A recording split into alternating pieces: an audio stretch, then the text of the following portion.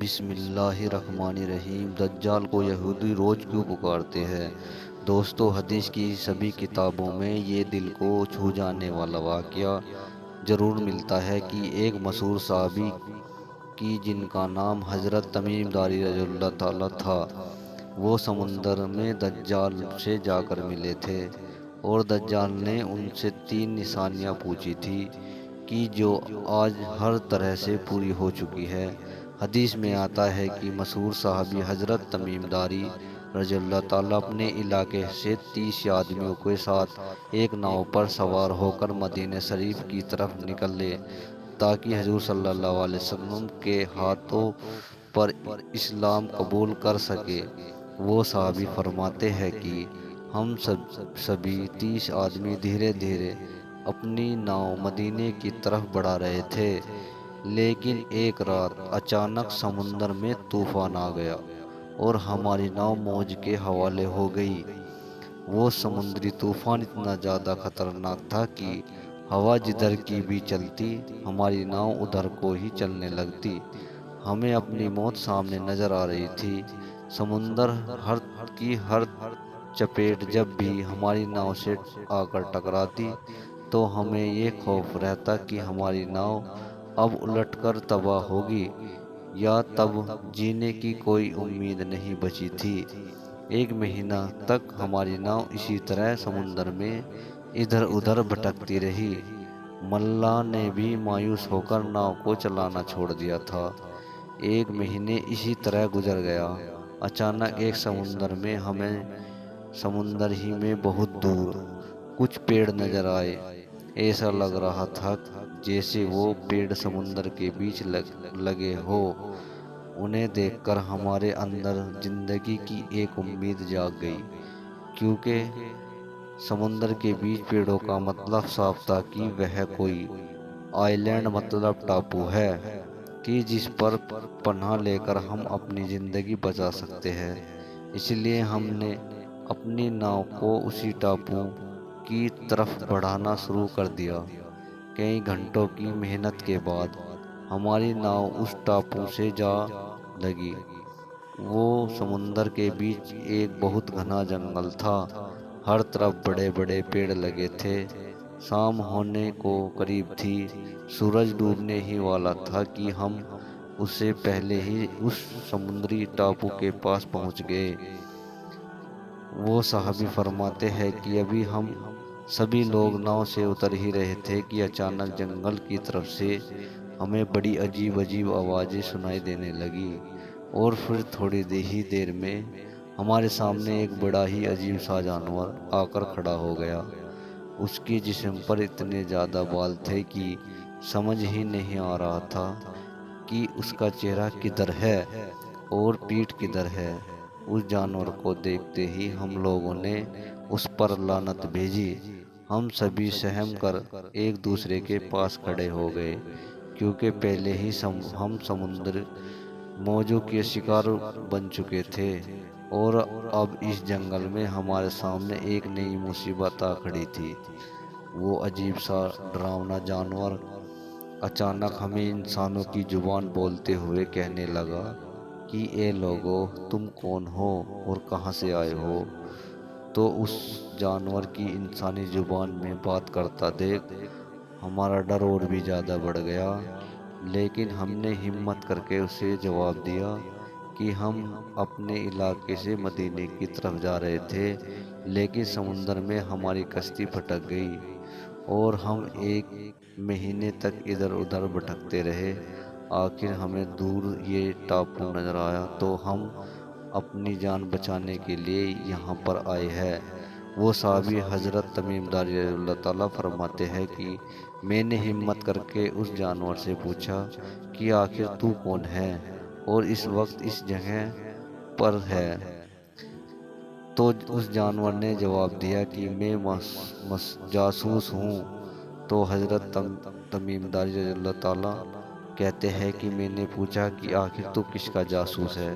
تو اس نے کہا کہ میں جس کا جاسوس ہوں وہ تم لوگوں سے بہت زیادہ ملنے کا شوق رکھتا ہے، اسی لیے تم مجھ سے ڈرو نہیں بلکہ میرے ساتھ چلو، تمہیں کوئی نقصان نہیں ہوگا۔ حضرت تمیم داری رضی اللہ تعالیٰ فرماتے ہیں کہ ہم سبھی 30 لوگ اس کے پیچھے چل دیے۔ وہ جانور ہمیں گھنے جنگلوں کے بیچ عجیب راستے سے اندر کی طرف لیے جا رہا تھا۔ چلتے چلتے اچانک ہمارے سامنے ایک بہت بڑا پرانا محل آ گیا کہ جو اونچے اونچے گھنے پیڑوں سے ڈھکا ہوا تھا۔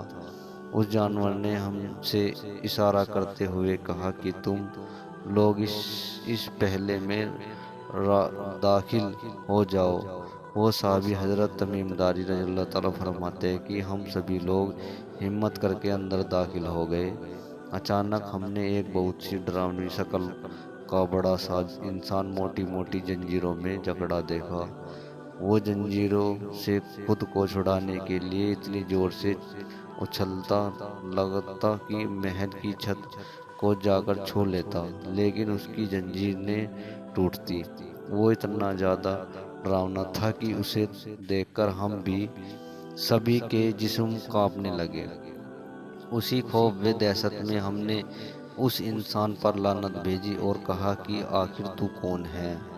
تو سامنے زنجیروں میں جکڑے شیطان انسان جواب دیا کہ پہلے تم لوگ بتاؤ کہ تم۔ حضرت تمیم داری رضی اللہ تعالیٰ فرماتے ہیں کہ میں نے اس کے سامنے اپنے سارے حالات بیان کیے کہ ہم سبھی لوگ اپنے علاقے سے مدینے جا رہے تھے کہ راستے میں ہماری کشتی بھٹک گئی، اور 1 مہینے ادھر ادھر بھٹکنے کے بعد ہم تمہارے پاس اس ٹاپو پر پہنچے، اور تمہارے جاسوس سے ہماری ملاقات ہوئی تو وہ ہمیں لے کر تمہارے پاس زنجیروں میں جکڑے انسان نے کہا کہ تم سے 3 سوال کروں گا، پہلے تم میرے 3 سوالوں کا جواب دو، پھر میں تمہیں اپنے بارے میں بتاؤں گا۔ تو حضرت تمیم داری رضی اللہ تعالیٰ نے جواب دیا کہ ٹھیک ہے، پوچھو تم کیا پوچھنا چاہتے ہو۔ تو اس انسان نے کہا کہ بتاؤ آخر بیسن کے پیڑوں پر پھل آتے ہیں یا نہیں؟ تو حضرت تمیم داری رضی اللہ تعالیٰ نے جواب دیا کہ ہاں، اس پر پھل آتے ہیں۔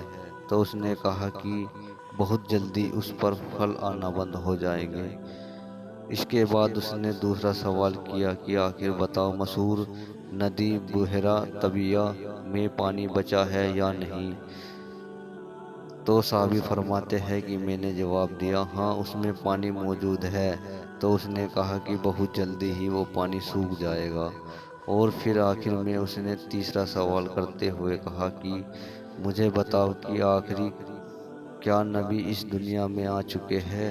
تو حضرت تمیم داری رضی اللہ تعالیٰ فرماتے ہیں کہ میں نے کہا کہ ہاں، وہ تشریف لا چکے ہیں، ہم انہی سے ملنے مدینے جا رہے ہیں۔ وہ صحابی حضرت تمیم داری رضی اللہ تعالیٰ فرماتے ہیں کہ جیسے ہی میں نے اسے یہ بات بتائی کہ آخری نبی آ چکے ہیں تو وہ اتنے زیادہ خوش ہوا کہ اچھل کر چھت کو جا لگا، اور پھر اس نے بہت ڈراؤنی طرح ہنستے ہوئے کہا کہ اب بہت جلد ہی باہر نکلنے والا ہوں۔ اور پھر اس ڈراؤنے انسان نے اپنے بارے میں بتایا اور کہا کہ میں دجال ہوں، بہت جلد ہی مجھے آزاد کیا جائے گا اور ساری دنیا پر میرا راج ہوگا۔ وہ صحابی حضرت تمیم داری رضی اللہ تعالیٰ فرماتے ہیں کہ اس کے بعد ہم اپنی ناؤ پر سوار ہوئے، اور کئی مہینوں کے سفر کے بعد ہم مدینے پہنچے۔ رات کا وقت تھا، اس لیے ہم ابھی 30 لوگ مسجد میں جا کر بیٹھ گئے۔ صبح فجر سے پہلے جب حضور صلی اللہ علیہ وسلم مسجد میں تشریف لائے تو ہم نے آپ کو اپنے اوپر بیتی وہ پوری داستان سنائی کہ کیسے ہماری کشتی بھٹکی اور ہم دجال سے جا کر ملے۔ تو حضور صلی اللہ علیہ وسلم نے ہم سبھی کو بہت اچھی طرح ایک طرف بٹھایا، اور پھر فجر کی نماز پڑھنے کے بعد مسکراتے ہوئے ممبر پر آ کر بیٹھ گئے۔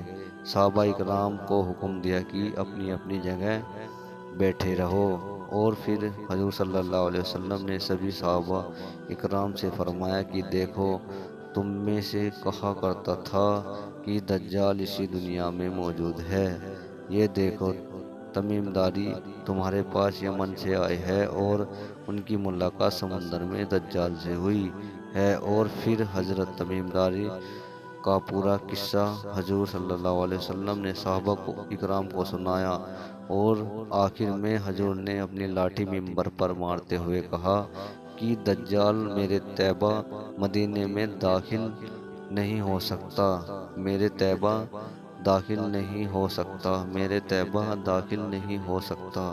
اور پھر حضور صلی اللہ علیہ وسلم نے مشرق کی طرف اشارہ کرتے ہوئے کہا کہ دجال اس وقت مشرق میں ہے، اس وقت مشرق میں ہے، اس وقت مشرق میں ہے۔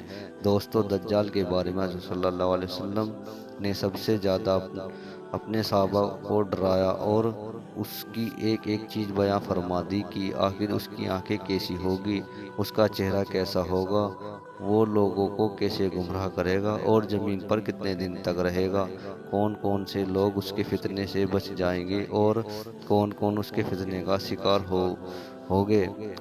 حضور صلی اللہ علیہ وسلم نے فرمایا کہ دجال ایک جوان آدمی ہوگا، وہ ایک آنکھ سے کانا ہوگا اور دوسری آنکھ بھی اس کی کچھ خراب ہوگی، اس کی آنکھوں کے بیچ کافر لکھا ہوگا، کوئی چاہے پڑھنا جانتا ہو یا نہ جانتا ہو وہ بھی پڑھ لے گا۔ دجال کا سینہ چوڑا اور تھوڑا اندر کی طرف گھسا ہوگا، اس کے بال گھنگرالے ہوگے۔ ایک حدیث میں آتا ہے کہ دجال کے نکلنے سے پہلے ساری دنیا میں بہت زیادہ بھوک مری عام ہو جائے گی، نہ آسمان سے بارش ہوگی اور نہ ہی زمین سے ایک دان اگے گا۔ دجال اپنے ساتھ کھانے و پانی کی نہریں لے کر چلے گا، اس کے پاس جنت و جہنم بھی ہوگی۔ جس کو خدا مان لے گا تو وہ اس کے لیے کھانا پانی سب کچھ بھر دے گا، اور جو اس کو انکار کرے گا تو دجال اسے بھوک و پیاسے میں تڑپتا چھوڑ دے گا۔ حضور صلی اللہ علیہ وسلم نے فرمایا کہ دجال افسان سے نکلے گا، اور دوستو افسان اس وقت اسرائیل میں موجود ہے۔ ایک جگہ ہے کہ جسے حضور صلی اللہ علیہ وسلم نے زمانے میں اصفہان کہا جاتا تھا۔ دجال زمین پر 40 دن تک رہے گا، جب وہ جائے گا تو دن ایک سال کے برابر ہوگا، دوسرا دن ایک مہینے کے برابر ہوگا، تیسرا دن ایک ہفتے کے برابر ہوگا، اور پھر باقی دن عام دنوں کی طرح ہوگے۔ دجال ہوا میں بجلی کی طرح اڑے گا اور دنیا کے کونے کونے تک جائے گا۔ حضور صلی اللہ علیہ وسلم نے فرمایا، جس وقت دجال آئے تو تم اس کے پاس نہ جانا، بلکہ اس کا نام سن کر پہاڑوں و جنگلوں کی طرف بھاگ جانا، ورنہ تم اپنا ایمان کا سودا کر بیٹھو گے۔ حضور صلی اللہ علیہ وسلم نے فرمایا کہ دجال ساری دنیا پر راج کرے گا، لیکن مکہ و مدینے میں داخل نہیں ہو سکتا۔ وہ مدینے کے باہر آ کر جس وقت کھڑا ہوگا تو مدینے میں 3 زلزلے کے جھٹکے لائے گا کہ جس کی بدولت جتنے بھی منافق کافر مدینے میں چھپے ہوگے وہ سبھی ڈر کے مارے مدینے سے باہر نکل جائیں گے اور دجال کے لشکر میں شامل ہو جائیں گے۔ کچھ روایتوں سے معلوم ہوتا ہے کہ دجال بیت المقدس میں بھی داخل نہیں ہو سکتا۔ حدیث میں آتا ہے کہ دجال کے ساتھ روٹی و کھانے کے پہاڑ ہوگے، جنت و جہنم بھی اپنے ساتھ لے کر چلے گا، لیکن حقیقت میں جسے وہ جنت کہہ رہا ہوگا وہ اندر سے جہنم ہوگی، اور جسے وہ جہنم کہہ رہا ہوگا وہ اندر سے جنت ہوگی۔ اب جو بھی نیک بندہ دجال کا انکار کرے گا تو اسے وہ اٹھا کر اپنی جہنم میں ڈال دے گا۔ لوگوں کی نظر میں تو وہ انسان جہنم میں پڑا نظر آئے گا، لیکن حقیقت میں وہ جنت کے مزے لے رہا ہوگا۔ حضور پاک صلی اللہ علیہ وسلم نے فرمایا کہ دجال کے ساتھ دینے والے یہودی لوگ ہوگے، اور یہودیوں کے پیچھے دوسری قوم بھی دجال کو اپنا خدا مانتی چلی جائے گی۔ اس لیے دوستو، آج ہم دیکھ سکتے ہیں کہ یہودی دن رات اسی کوشش میں ہے کہ کسی طرح غزہ کو ختم کر کے مسجد اقصی کو گرا دیا جائے، اور وہاں اپنے حقیل سلیمانی بن کر اپنے مسیحا دجال کو نکالنے کی تیاری کی جائے، کیونکہ اس کا ماننا ہے کہ جس دن بھی ہمارا ہیکل سلیمانی بن کر تیار ہو جائے گا تو اسی دن ہمارا اصلی خدا دجال آ جائے گا، اور پھر ہم سب اس کے ساتھ مل کر ساری دنیا پر حکومت کریں گے۔ اللہ تعالی ہمیں سبھی مسلمانوں کی دجال سے حفاظت فرمائے، اور فلسطین مسلمانوں اور وہاں کے بچوں کی قربانیاں قبول فرمائے، اور ہمیں بھی اس کی مدد کرنے والا بنا دے۔